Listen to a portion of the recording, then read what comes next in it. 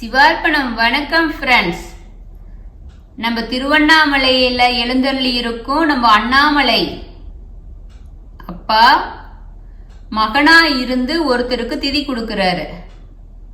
நம்ம உலகத்துக்கே அப்பா நம்ம சிவபெருமானு. ஆனா சிவபெருமான் அவருக்கு ஒரு அப்பான்னு சொல்லி திதி கொடுக்கறாங்க அப்படின்னா எவ்வளவு ஒரு புண்ணியம் செஞ்சிருக்கணும் அந்த ஆத்மா. அனைவருக்கும் அம்மையும் அப்பனுமா நம்ம திகழ்ற நம்ம ஈசன் மன்னர் ஒருவரை தன் தந்தையாக ஏற்றுக்கொண்டார் என்றால் எவ்வளவு அதிசயமான நிகழ்ச்சி. அந்த அதிசயம் திருவண்ணாமலையில சுமார் 700 வருடங்களுக்கு முன்பு நடந்தது. எல்லாம் வல்ல நம்ம ஈசன் தந்தையா ஏற்றுக்கொள்ளப்பட்டு ஈடு இணையற்ற அந்த சிறப்பை பெற்ற பெருமைக்குரிய வீர வல்லாள மகாராஜா யாரு அப்படின்னா யாக அக்னி வம்சத்தில் உதித்த அவர் வட தமிழகம், கர்நாடகா, ஆந்திரா மாநிலங்களில் ஒரு பகுதியை உள்ளடக்கிய சாம்ராஜ்யத்தின் மன்னராக இருந்தார். ஹோய்சால பேரரசின் கடைசி மன்னரான அவர் தற்போது கர்நாடகாவில் உள்ள ஹளபேடு நகரில் முதல் தலைநகரமாகவும் திருவண்ணாமலையை இரண்டாவது தலைநகரமாகவும் கொண்டு 1291 ஆண்டு தொடங்கி 1343 ஆண்டு வரை 52 வருஷம் ஆட்சி செய்தாரு. வீர வல்லாள மகாராஜா மிக சிறந்த சிவபக்தரு. தினமும் ஈசனுக்கு சிவபூஜை செஞ்சு வழிபடுவதை வழக்கமா வச்சிருந்தாரு. அண்ணாமலையார் மீது அவருக்கு ரொம்ப பக்தி அதிகமா இருந்துச்சு. அதனால திருவண்ணாமலை ஆலயத்துல அவர் நிறைய திருப்பணிகளை செஞ்சிருக்கிறாரு. 5ஆம் பிரகாரத்துக்கும் 4ஆம் பிரகாரத்துக்கும் நடுவால உள்ள கோபுரத்தை கட்டியது அவர் எப்ப கட்டினார் அப்படின்னா 1328ஆம் ஆண்டு கட்ட தொடங்கி அந்த கோபுரம் 1331ஆம் ஆண்டு கட்டி முடிச்சிட்டாங்க. அவர் நினைவா அந்த கோபுரத்துக்கு வல்லாள மகாராஜா கோபுரம் அப்படின்னு இப்பவும் அழைச்சிட்டு இருக்கிறோம் நம்ம அந்த கோபுரத்தை. அவருக்கு அந்த கோபுரத்தை கட்டி முடிக்கும் போது அவருக்கு கர்வம் தலை தூக்கிடுச்சு. எவ்வளவு அழகான இப்படிப்பட்ட கோபுரத்தை நம்ம கட்டி இருக்கிறோம் அப்படின்னு சொல்லிட்டு ஒரு நிமிஷம் தற்பெருமை அவருக்கு வந்துருச்சு. அத பார்த்த ஈசன் அவருக்கு அறிவு சூடு போட முடிவு செய்தாரு. அந்த கோபுர வாசல் வழியா திருவிழி உலா வர மறுத்துட்டாரு சிவபெருமான. திருவிழாவின் 10வது நாள்ல தான் வல்லாள மகாராஜாவுக்கு அவரோட தவறு புரிஞ்சுது. உடனே நம்ம சிவபெருமான்கிட்ட போய் காலில் விழுந்து முன்னாடி விழுந்து வணங்கி மன்னிப்பு கேட்டாரு. அதன் பிறகு நம்ம அண்ணாமலையார் 10வது திருவிழா அன்று மட்டும் அந்த கோபுரம் வாசல் வழியா வந்தாரு. இன்னைக்கும் அந்த பூஜை திருவிழாவுப்போ அதே போல இந்த நடைமுறை வழக்கத்தில் உள்ளது. நம்ம அண்ணாமலையார் அருளால வல்லாள மகாராஜா ஆட்சி மிக சிறப்பா மக்கள் போற்ற தகையில நடந்துகிட்டு இருக்கு.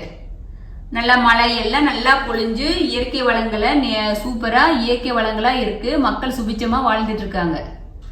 ஆனா அவருக்கு எல்லா செல்வங்களும் இருக்கு. மக்களுக்கு எல்லா நாட்டு மக்களுக்கும் நல்லது நடக்குது. ஆனா அவருக்கு ஒரு பெரிய ஏக்கம் இருந்துச்சு. அவருக்கு குழந்தை இல்லையே அப்படின்னு சொல்லிட்டு அவரும் என்னென்னமோ சாமி வேண்டுறாரு, நிறைய பூஜை செய்யறாரு. அவருக்கு குழந்தையே இல்லை. அவர் அதனால குழந்தைக்காக 2வதா சல்லமா தேவி அப்படிங்கிற ஒரு பெண்ணை மணந்துக்கிறாரு. ஆனாலும் அவருக்கு குழந்தை இல்ல. அந்த பெண்ணுக்கும் குழந்தை பிறக்கல. அதனால சிவபெருமான்கிட்ட கண்ணீர் விட்டு அடிக்கடி அவரோட கவலைய சொல்லி அழுகுறாரு. வல்லாள மகாராஜாவின் இந்த துயரத்தை நம்ம அண்ணாமலையார் போக்கணும்னு நினைக்கிறாரு. அதுக்காக ஒரு திருவிளையாடலை நடத்துறாரு. அவரு ஒரு முனிவர் வேஷம் போட்டுக்கிட்டு அரசவைக்கு வர்றாரு. வல்லாள மகாராஜாவை சந்திக்கிறாரு. அந்த ராஜா யாரு சிவனடியார் வந்தாலும் அவங்களுக்கு பணிவிட செஞ்சு அவங்க கேட்டதை கொடுப்பாரு. அது போல நம்ம சிவனை சிவனடியாரா வந்திருக்கிற நம்ம சிவனை வணங்கி அவருக்கு என்ன வேணும் அப்படின்னு சொல்லிட்டு கேக்குறாரு. அதுக்கு நம்ம சிவனடியார் என்ன சொல்றாரு, முனிவர் எனக்கு ஒரு பெண் வேணும் அப்படின்னு சொல்லிட்டு கேக்குறாரு. ஒரு நாள் மட்டும் என் கூட தங்கறதுக்கு எனக்கு ஒரு உறவு கொள்றதுக்கு எனக்கு ஒரு பெண்ணு வேணும் அப்படின்னு சொல்றாரு. அதை கேட்டதையும் வல்லாள மகாராஜாவுக்கு அரசவையில் இருந்தவங்களும் ஆச்சரியப்பட்டு போயிடறாங்க. அதிர்ச்சியும் ஆகுது. ஆனா கேக்குறது யாரு? நம்ம சிவனடியார் கேக்குறாங்க இல்லையா, துறவி கேக்குறாரு. அதனால அந்த விருப்பத்தை அவர் பூர்த்தி செஞ்சுதான் ஆகணும், அதனால குடுக்குறேன்னு சொல்லிடுறாரு. அவர் படைவீரர்களை அனுப்பி திருவண்ணாமலையில தாசி பெண்களை குடியிருக்கும் பகுதிக்கு சென்று ஒரு தாசி பெண்ணை கூட்டிட்டு வர சொல்றாங்க. ஆனா எந்த தாசியும் அன்னைக்கு கிடைக்கல, எல்லா தாசியும் வெவ்வேறு ஆண்களோட இருக்கிறாங்க, அதனால யாரும் வரலன்னு சொல்லிடுறாங்க. அப்புறம் மகாராஜாவே போறாரு, எவ்வளவு பணம் வேணாலும் கொடுக்குறேன் வர சொல்லி என்னென்னமோ கேட்டு பாக்குறாரு. ஆனா ஒருத்தர் கூட வரல. அவர்னால மறுபடியும் ஏமாந்தா வர்றாரு. நம்ம சொன்ன வார்த்தையை நம்ம சிவனடியாருக்கு செய்ய முடியலையே, என்ன பண்றது அப்படின்னு சொல்லி நினைக்கிறாரு. அதுக்கு அவரோட 2வது மனைவி அவரோட மன கஷ்டத்தை பார்த்துட்டு சல்லமா தேவி சொல்றாங்க, நான் அந்த சிவனடியார விருப்பத்தை நான் பூர்த்தி செய்கிறேன், உங்க மன கஷ்டத்தை தீக்கிறேன்னு சொல்றாப்புல. அந்த சல்லமா தேவி நம்ம சிவபெருமான தங்கி இந்த ரூமுக்கு போயிட்டு, சுவாமி என் கணவர் உமக்கு அளித்த வாக்குறுதிப்படி ஒருபோதும் தவறாது, அருணாச்சலமே நீயே துணை அப்படின்னு சொல்லிட்டு சிவனடியார தொடும்போது அந்த தொட்ட கணம் அது ஒரு குழந்தையா மாறிடுது. அதுக்கும் ஒரே ஆச்சரியமா போயிருது. அந்த சல்லமாதேவி பிரமிச்சு போய் அந்த குழந்தைய வாடி எடுத்து உச்சி முகுந்து சந்தோஷப்படுது. நம்ம வல்லாள மகாராஜாவுக்கு நியூஸ் போகுது. அவரும் வேகமா விரைந்து வராரு.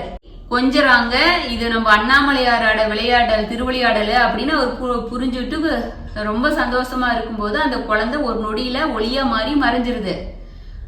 அப்போது அவருக்கு ஒரு அசரீரியா ஒரு குரல் கேக்குது, குழந்தை பேர் வேண்டி மனதுயர்ந்து நீ இருந்த பக்தனே, ஆனா நீ கவலைப்படாத, இந்த பூலோகத்துல உன் ஆயுள் முடியும் போது நான் யாமே உமக்கு மகனாய் இருந்து உன் நியம காரியங்களை செய்து முடிப்போம், ஒவ்வொரு ஆண்டும் அந்த சடங்குகளை செய்வேன் அப்படின்னு சொல்லிட்டு நம்ம அண்ணாமலையார் சொல்றாரு. அதனால வல்லாள மகாராஜு அவ்வளோ மகிழ்ச்சி அடைஞ்சிடறாரு. இந்த அதிசயம் நம்ம சிவபெருமானே நமக்கு மகனா இருக்கிறேன்னு சொல்றாரு அப்படின்னு சொல்லிட்டு அவர் நிம்மதியா நல்லா ஆட்சி செஞ்சுட்டு இருக்கிறாரு. அப்ப மதுரைய சுல்தான் அரசன் ஆண்டுகிட்டு இருக்காங்க. அவங்க வள்ளல மகாராஜா மேல போர் எடுக்கிறாங்க. ஆனா அந்த சமயம் வள்ளல மகாராஜாவை தோற்கடிக்க முடியல.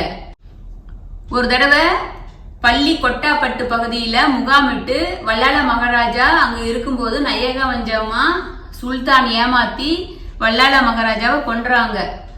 அப்ப சிவபெருமான் வல்லாள மகாராஜாவுக்கு அந்த பள்ளி கொட்டாப்பட்டுங்கிற இடத்துல அவர் சொன்ன மாதிரி ஈமக்காரியம் செய்யறாரு. அதுல இருந்து ரெகுலரா அண்ணாமலையார் ஒவ்வொரு ஆண்டும் மாசி மக தினத்தன்று பள்ளி கொட்டாப்பட்டு கிராமத்துக்கு சென்று வல்லாள மகாராஜாவுக்கு மகனா இருந்து தர்ப்பணம் செஞ்சுக்கிட்டு வர்றாரு.